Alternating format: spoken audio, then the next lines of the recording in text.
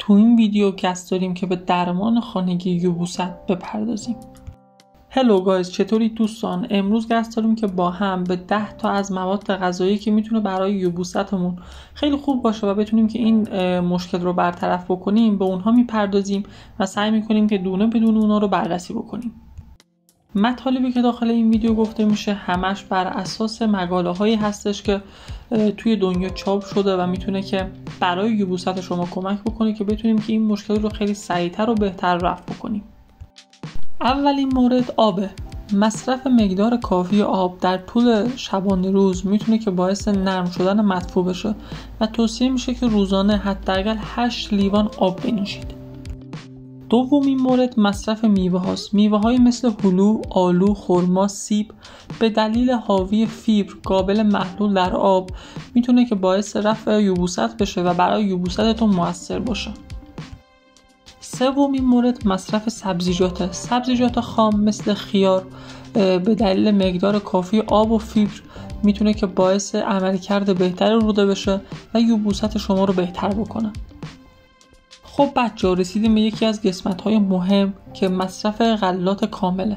غلاتی مثل جو، گندم، آرد جو، نان کامل که دارای فیبر هستن میتونه که باعث بهبود حرکت روده بشه و به یبوست شما کمک بکنه که کلاً رفع بشه.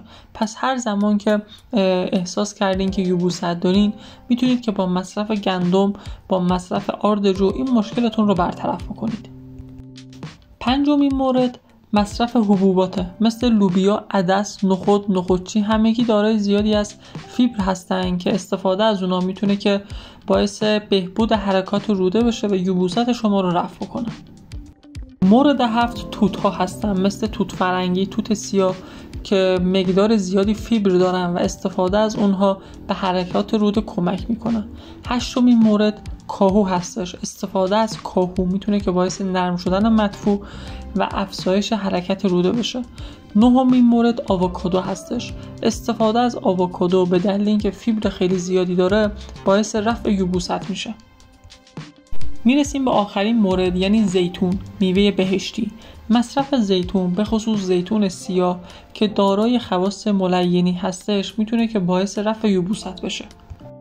پس تو برادر عزیزم، تو خواهر عزیزم، اگر که به یبوست مبتلا شدی میتونی که با مصرف زیتون به صورت روزانه این مشکلت رو کامل برطرف بکنی.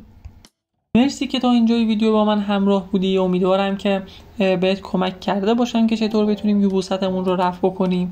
حتما من رو سابسکرایب کن و اگر که نظری هم داشتی داخل کامنت ها برای من کامنت بکن.